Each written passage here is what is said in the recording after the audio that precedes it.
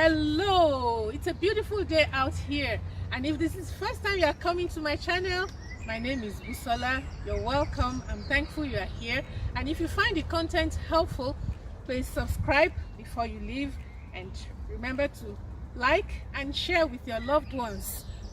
If you're always here with me, thank you. You're super, and I'm grateful.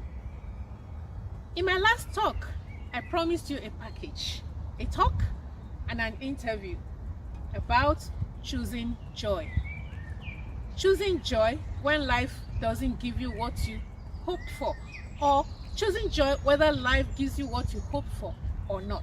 So that is choosing joy regardless. I'm grateful to Uchechi for sharing her story so frankly with us. And after the Uchechi's talk, you would listen to me and my daughter in an interview about a very important matter, the matter of choosing joy when things don't go our way, preparing to choose joy.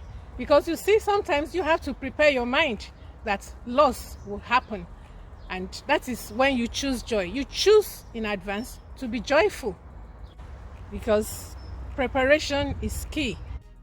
If you think this is a heavy topic, I agree with you. Don't forget to drop your comments about what you think on. If you have questions, please ask. And next week, what shall we be talking about? I'll be looking in the comment section to see what you said. Should we continue? Should we take a break? Yes, I'll happily take a break and talk about some nicer things like friendship. That's the next thing I want to talk about. So we can talk about friendship and then bring in a little bit about how to stay joyful. Let me have your suggestions.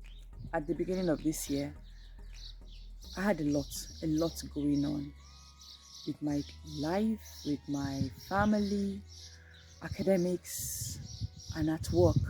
Things were looking really bad. I struggled to sleep at night. I would be awake, staring out into space, thinking. It was difficult to even think clearly because of the pressure I was under. I called out to the Lord and said, Lord, please help me. Give me a word to hold on to that will take me through. He gave me Psalm 27 verse 1. The Lord is my light and my salvation. Whom shall I be afraid of? Having that word, at times I still felt afraid. I confided in family and friends, and Busola was one of those I confided in. She encouraged me, especially when I opened up to her about my struggles with my academic deadlines. She said, don't worry, Uchechi, you can do it. I can be your accountability partner. Just keep working on it every day. I took the offer and kept working on it, my work every day. Fast forward 3 months down the line after the conversation, I think there's been such a huge turnaround. I learned during that phase that it didn't pay to be depressed or stay downcast even when you feel, oh, I have earned the right, I have the right to be down and out, I have the right to feel this way. No, it only makes things worse. You won't even think clearly. I found that out and resolved no. I intentionally chose joy, and even when things looked really gloomy, I still chose joy. Now I've got a new job. I submitted my academic tasks on time, and I feel a lot better. I really want to encourage every one of us out there that if you're going through a tough time, don't be depressed. Purposely choose joy. Whatever challenge you are going through, it's better to purposely choose joy, because you will feel a lot better. You will think better. Know that God is for you. Who else? When God is for you, who can be against you? Hold on. Thank you, Auntie Busola, for allowing me to share my story. God bless you. I invite you to join me and my daughter Semeto in talking about an event that would happen to everyone who lives long enough. Everyone who lives long enough will suffer the loss of a precious possession, maybe a house, a car, an investment, something you love very much, or no, not all, and the loss of someone you love. Could be a parent, a friend, colleague, a child. Not desirable. Actually, none of them is desirable. I've talked about this in my book, Expected Date of Departure, Preparing for the Death of Loved Ones. And I've used some of the points from the book as guide for our discussion. So when I saw your message, and I'm going to read it now, it says, on a more serious note, I have been watching your last few videos with bittersweet feelings. Don't mind my morbid thinking, but it keeps crossing my mind that one day when you have gone to be with the Lord, we, your children and grandchildren, will watch this video and feel that you left a part of yourself forever with us to cherish. Your messages will be a heritage for us. And when I saw it, I just felt, I love this thinking. This is just like Senator to think this way. I'm just thinking when you go to be with the Lord. Let's say, I'm just thinking when you die, Mama. What were you thinking? I have experienced loss of personal loved people that are very close to me. Over the years, I have just come to a place where I have accepted dying as a natural part of our lives. So I have lost my biological parents. So it is the character that they have built into me, the gifts they've given me in terms of education, faith, and a legacy of commitment in their marriage and love. So these are the things that I truly cherish and I see as true heritage to be valued. And in my own parenting journey, so I have two boys, and my older one is 10. I have become more aware of what I'm leaving behind. What am I leaving behind for him? When I watched your videos, in my head, I was thinking, you're leaving something behind. You're leaving your voice behind. You're leaving your image behind. These are the things, or even the wisdom you're leaving behind. And these are the things that make you special to me as a person. Your personality, your faith, your wisdom. All of these things are the things that make me think of Mama and smile, or even want to have an authentic relationship with you. So when I watch those videos, those things come out clearly. I can hear your voice. It's so alive. I can sense your wisdom. I can sense your faith. These things are very alive to me.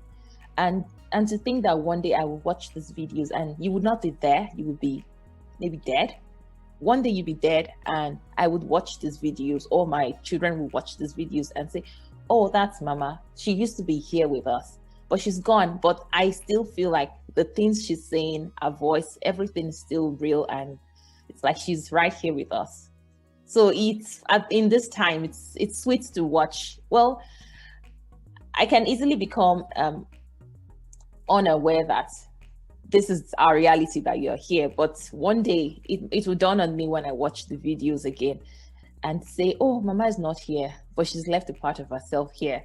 And it will be sweet, and it will be painful then, because you will not be there physically for us to check back in with and say, oh, Mama, I saw your video, well done, or I have learned this today again. Yeah. So I'm happy that you think about it. That's a very important thing to do, of course, thinking about it. And then the next thing I said was talk. So we're doing it like in practice, talk. Okay. So we think about it and we talk about it. Like we're talking about it now. Like you talked about it in that text message. For people to know that this is something that we can talk about as naturally as we talk about, hey, Senator, what are you cooking? Yeah. We spent some time talking about what we're cooking. And so talking about living and talking about dying. Like I like the words when you say you go to be with the Lord and you say when you die. So talking about it is important, which is what we're doing now. Like, oh, I'm really going to miss you. Like you said, and we both paused and shook our heads for one's child to die before one. We don't wish it, we don't desire it. It's most undesirable and very sad.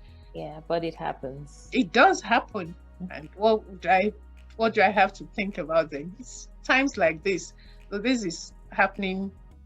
We're sharing with our viewers, but this is just like any other time that we have. Yeah. Times we're on a walk and we call each other, we're cooking, call each other, share.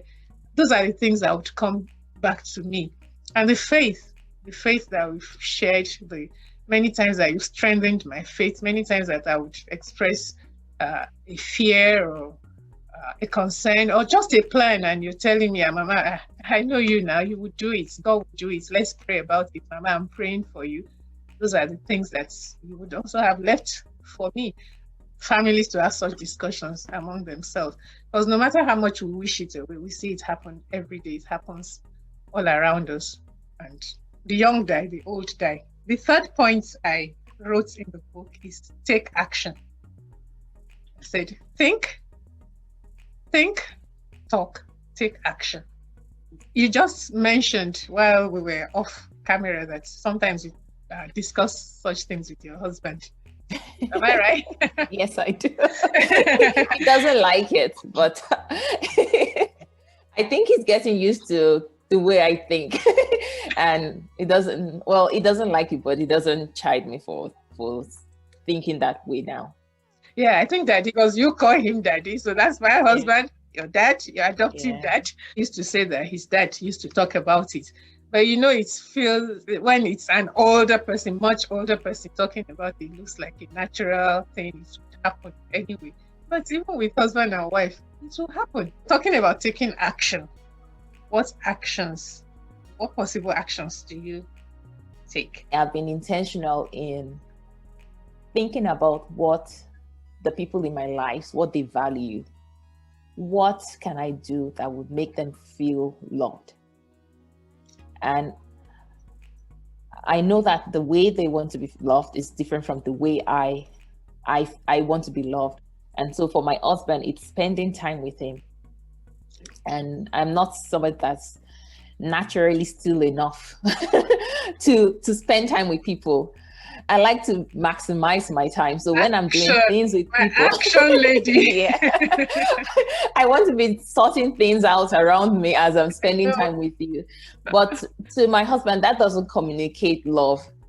And so these days I am intentionally, and I'm using the word intentional to say that it's work in progress and it's taking a lot of hard work, but I see the value in doing these things, because it's like depositing money in the bank. If it's worth it, saving for the rainy day, then it's worth it taking action today to show people that, or to show my loved ones, my husband, that I love him, and to choose to enjoy those times that I spend with him, so that he knows that I love him. And also for myself, to be able to have something to be able to share memories that I can look back on if he goes before me, and I can say, oh, I gave it everything. I knew that I loved him. Yeah, so I don't want a time to come when I would regret not spending this precious time, because time is truly a gift, and it wouldn't be here with us forever. So it's small ways like that. And then with Mama, of course, the way you make me feel, this is it. You are a very busy person, very, very busy. And you have a lot of people in your life. You've been blessed with friends, family. You've been blessed with, I don't know how possible it is for the person to hold so much love in their heart for people. And so I know that your time is precious, because the time you spend with me, you will spend it with other people. But this is how you make me feel. Even the 5 minutes we spend chatting, I know, or I sense that it's 5 minutes that you've just created just for me. And I feel like I'm the only person in the world. Even if Daddy is there sometimes, I still feel like I'm the only person in the world when you're talking to me or when we're having an interaction. And so I value that, and I don't take it for granted. And so to think that I'm a person that is always busy too, I could be spending that time with you and doing things in the background. But these days, when you choose to sacrifice your time for me, I also choose to put everything aside, choose to put worries aside, worries that I'm not sharing with you, I am putting them aside and just truly enjoying the moment and soaking it in and receiving those memories. And for my son, my 10-year-old especially, I am being very intentional in leaving nuggets of wisdom in the words I say. So these days I would sit down ahead of time. I'll think about words that I can begin to pour into his life. Words that I hope that he would remember as he walks through life if I'm not here anymore, or even if I'm here and we're not just together. Sure. It might be in school, it might be far away somewhere. I want him to have words that he can draw on that are deep enough to carry my faith from my heart to his heart, that are deep enough to build character into him. So I've started to use words like get back on track. If you've not done very well, maybe you feel like you're losing focus or you have fallen short in some ways, get back on track. Remember that there's grace for you to think about how far you've come and then get back on track. Today is a good day, or this very moment is a good day to get back on track. It's time to get back on track to do the right thing. It's time to get back on track to pursue holiness and righteousness. I hope that these words would, stick in his heart and be able to draw back on them when life demands, whether I'm here or not. Like I said, it could even be him using the same phrase on me in our relationship if anything goes wrong, and it knows that he can get back on track to a healthier relationship if we ever need to come to that point. Thank you too for the way you've helped me and Daddy to be able to share life with grandson. That's nice. That's something we're enjoying, giving us that opportunity to pour into him, to talk. You're welcome. Have that weekly connection, reading together, talking. Mm-hmm. Of course, we do more than reading together, and we're even planning how to put more into it. Not well. So, Mommy, don't get on your guard to say. I'm not jealous. Yeah. But just so you know, sometimes when you have your meetings with him and have a book discussion and prayer time with him, I am here working downstairs and I have the baby monitor on and I can hear a few of the things you say, and I not only cherish that is getting those truth and wisdom, but I get them for myself too. We talk about his Nintendo, and he said he's going to play with you're going to arrange for him to play with his friends. Is it this weekend? Yes, on Saturdays he gets. Yeah. Okay, so that's going to happen. So it just feels so good across the distance to know what he's planning to do and to be able to share with him what we are doing, and also more times like this. Not just talking about this now. I don't want to tell everybody, but you have been a little bit busy these days. I have to get your attention. Work in progress. Yeah. I can be more intentional about the time we spend together. I can be more intentional, and even though life can seem busy, I'm learning to know that I can do the necessary things first, and it's just a matter of. I am dancing to hear that because I've missed those our times, and we've missed those times we used to spend together. We just say, "Oh, it's very busy. She's very busy." So hearing this now, I think I'm going to hold you to it. And you're recording this. I'm recording it, and I'm going to share this. Yeah, this is going on the worldwide web. Yeah, it was a pleasure being here with you, Mama. Thank you. I enjoyed our conversation. Thank you so much. I enjoyed it too. Okay. I love you. Bye. Would you let me do the teacher thing? A recap. Uchechi told us that she chose to be joyful. She told herself that being depressed, staying confused doesn't help. And then she prayed and asked God to give her a word to carry her through the season. She spoke to friends and close family members who could help her with words of encouragement, pray for her, and challenge her that she can make it. She chose to be accountable to someone. Would you be accountable? Or would you rather stay with people that would throw pity parties around you? When you suffer loss, when things don't go the way you want, it's not time to seek a pity party. It's time to seek people that can encourage you and help you to move on. You heard me and Semeto. Think about it, talk about it, and take action. It's your choice. Are you going to be joyful when such times come your way? You decide in advance that whatever happens, I am who I am. I'm going to stay joyful. I'm going to choose joy. Thank you again for joining me today. If you haven't subscribed, please do so now, and remember to like if you like the talk and share with your friends and loved ones, everyone you think this talk may bless. And I'll look forward to seeing you again next week, talking more about this or talking about friendship. Till then, bye and God bless you.